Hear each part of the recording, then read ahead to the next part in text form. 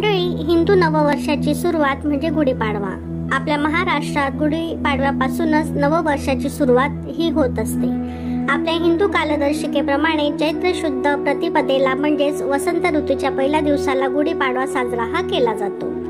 गुढीपाडवा हा 3.5 मुहूर्तांपैकी एक आहे, त्यामुळे हा दिवस अत्यंत शुभ मानला जातो। गुढीपाडव्याविषयी काही महत्त्वाची माहिती आपण आजच्या व्हिडिओमध्ये जाणून घेणार आहोत। त्यासाठी तुम्ही जर अजून आपल्या चॅनलला सबस्क्राइब केलं नसेल तर सबस्क्राइब नक्की करा। तर यावर्षी गुढीपाडवा 9 एप्रिल 2024 रोजी साजरा केला जाणार आहे। चैत्र महिन्याची प्रतिपदा तिथी 8 एप्रिल रोजी सकाळी 11:50 सुरू होणार आहे, तर दुसऱ्या दिवशी म्हणजे 9 एप्रिल रोजी 8:30 वाजेपर्यंत समाप्त होईल। गुढीपाडवा हा सण 9 एप्रिल रोजी साजरा केला जाणार आहे। गुढी उभारण्याचा शुभ मुहूर्त मंगळवार 9 एप्रिल 2024 रोजी सकाळी 6:39 पासून सुरू होईल, तर 7:20 पर्यंतचा तो असेल। आपण जिथे गुढी उभारणार असाल ती जागा स्वच्छ करून घ्यावी। ग्रामीण भागात शेणाने जागा ही सारवली जाते, त्यावर सुंदर सुशोभित अशी रांगोळी काढली जाते। पण शहरी भागात दरवाजापुढे जर जागा असेल तर तिथेही तुम्ही गुढी ही उभारू शकतात, नाहीतर गॅलरीत देखील आपण गुढी ही उभारू शकतो। आता लागणारे साहित्य आपण पाहून घेऊयात। एका ताटात आपण हळदी कुंकू घेतलेला आहे। आरती करण्यासाठी धूप, भस्म, तुपाचा आणि तेलाचा दिवाही घेतलेला आहे। लाल वस्त्र, साखरेच्या गाठी, गुढी बांधण्यासाठी आपण लाल दोरा तसेच दोरीही घेतलेली आहे। शक्यतो सुतईचा वापर हा करू नये। त्याचप्रमाणे फुलांचा हारही घ्यावा, फुलं घ्यावीत, श्री गणेशांची मूर्ती घ्यावी, त्याचप्रमाणे माता लक्ष्मीची मूर्ती मी इथे घेतलेली आहे। तर या दिवशी प्रसाद म्हणून आपण गूळ व कडुलिंबाची पानं ही घ्यायची आहेत। एक आपण तांब्याचा कलशही घ्यावा, तो आपण गुढीवर ठेवणार आहोत। तर इथं आपण कोरी साडी घेणार आहोत, किंवा तुम्ही रंगीत कापड घेतलं तरीही चालेल। जिथं आपण गुढी उभी करणार असाल ती जागा स्वच्छ करून घ्यावी, तिथे सुंदर सुशोभित अशी रांगोळी काढून घ्यावी। गुढीपाडव्याच्या दिवशी नवीन वर्षाची सुरुवात ही होत असते असं मानलं जातं। घरामध्ये गुढी उभारल्याने वाईट शक्ती दूर राहतात व घरात सुख समृद्धी ही येत असते, म्हणून विशेष करून गुढीपाडव्याच्या दिवशी सर्वजण घराची विशेष साफसफाई ही करत असतात, त्याचप्रमाणे सजावट देखील करत असतात। त्यामुळे घरातील वातावरण हे प्रसन्न व शुद्ध होत असते। गुढीपाडव्यापासून चैत्र नवरात्रीची ही सुरुवात ही होते। नवीन वर्षाचा पहिला दिवस असल्याने स्त्री आणि पुरुषांनी पहाटे नित्यनेमाची कामे आटोपून घ्यावीत। स्त्रियांनी घराबाहेर अंगण सारवून सुंदर सुशोभित अशी रांगोळी काढावी।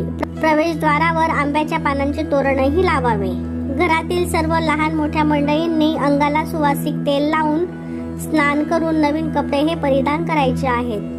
उत्तम प्रकारच्या फुलांची आरास रचून देवघरातील देवांची पूजा ही आपण करावी, कारण हा दिवस विशेष मानला गेलेला आहे। घरातील कर्त्या पुरुषाने वेळूची म्हणजेच बांबूची काठी आणून त्यास धुवून पुसून तिच्या टोकावरील बाजूस तांबडे वस्त्र व फुलांची माळ ही बांधावी आणि त्यावर तांब्याचा कलश पालता हा ठेवायचा आहे। साखरेच्या गाठी तसेच कडुलिंबाची पानं ही त्यावर लावायची आहेत व रांगोळी काढलेल्या पाटावर किंवा चौरंगावर गुढी ही आपण ठेवायची आहे। तर मंडळी, तुम्ही इथे पाहू शकता आपण चौरंग ठेवलेला आहे, त्यानंतर सुंदर अशी रांगोळी काढून घेतलेली आहे। आपण कोणतीही पूजा करायच्या आधी दीप प्रज्वलित करून घेत असतो। थोड्या अक्षतांचा आसन देऊन आपण दीप प्रज्वलित करून घेतलेला आहे। दिव्याला हळदी कुंकू, अक्षता, फूल, दीप, दूध दाखवायचा आहे। त्यानंतर श्री गणेशांची पंचामृत तसेच शुद्ध पाण्याने अभिषेक करायचा आहे व विधिवत पूजा ही करून घ्यावी। कुठलेही शुभ कार्य आपण प्रारंभ करण्याआधी श्री गणेशांची पूजा ही करत असतो। तुमच्याकडे जर मूर्ती नसेल तर तुम्ही सुपारी ही प्रतिकात्मक ठेवू शकता।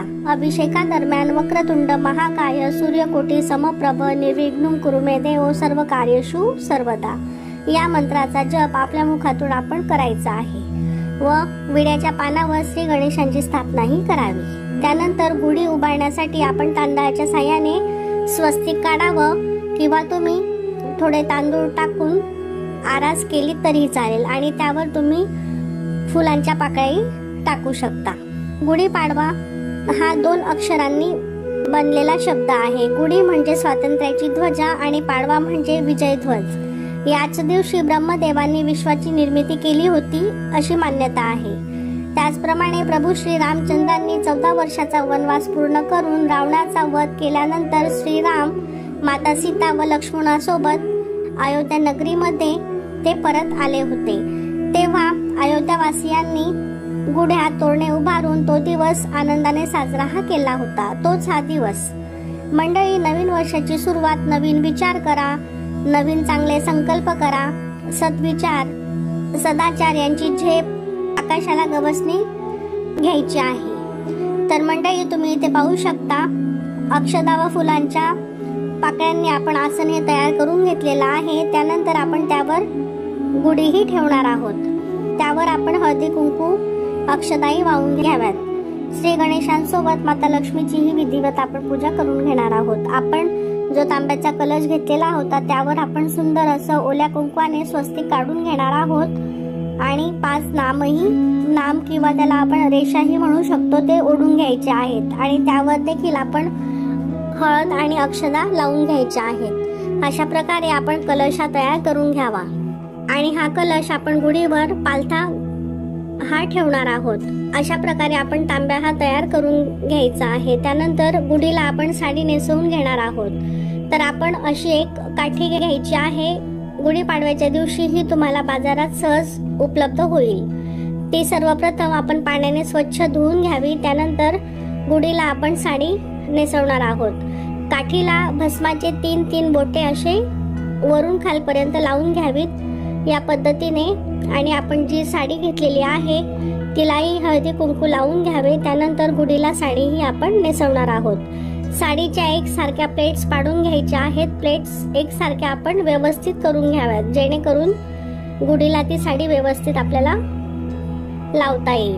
त्यानंतर जे ब्लाउज पीस घेतलेलं होतं तेही साडीसोबत आपण काठीला बांधून घ्यावे. त्यानंतर आंब्याचा डाळा, साखरेच्या गाठी, फुलाहार हे सर्व व्यवस्थित आपण गुढीला बांधून घ्यावं.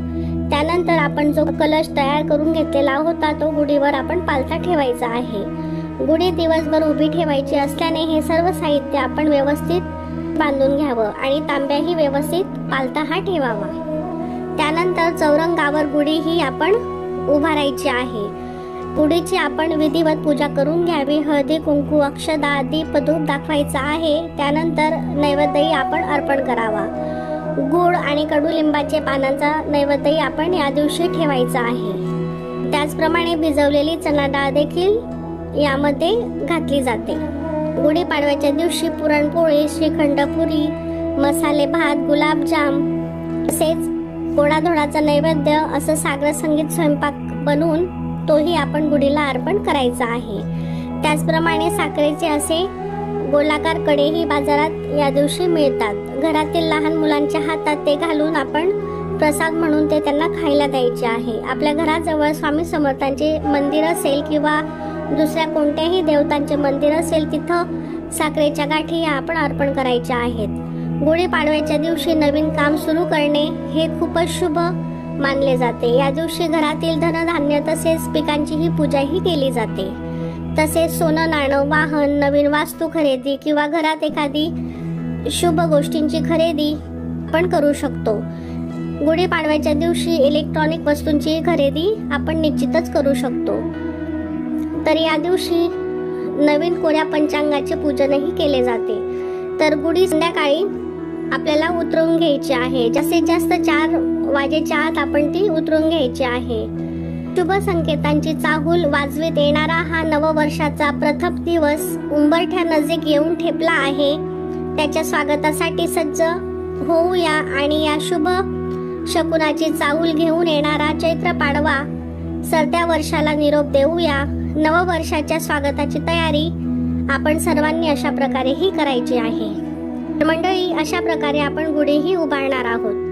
तर कसा वाटला तुम्हाला आजचा व्हिडिओ, आजची माहिती कमेंट करून नक्की सांगा. आणि अशाच साध्या सोप्या पद्धतीने आपण गुढीही उभारायची आहे. निश्चितच तुम्हाला आजचा व्हिडिओ हा हेल्पफुल होईल. तुमच्यासाठी आपण हा घेऊन आलेलो आहोत. तुमच्या काही कमेंट्स असतील किंवा काही प्रश्न असतील तर ते तुम्ही विचारू शकता. आणि आजचा व्हिडिओ तुम्हाला कसा वाटला तेही कमेंट करून नक्की सांगा. आणि चॅनलवर जर तुम्ही नवीन असाल तर चॅनलला सबस्क्राईब नक्की करा. श्री स्वामी समर्थ.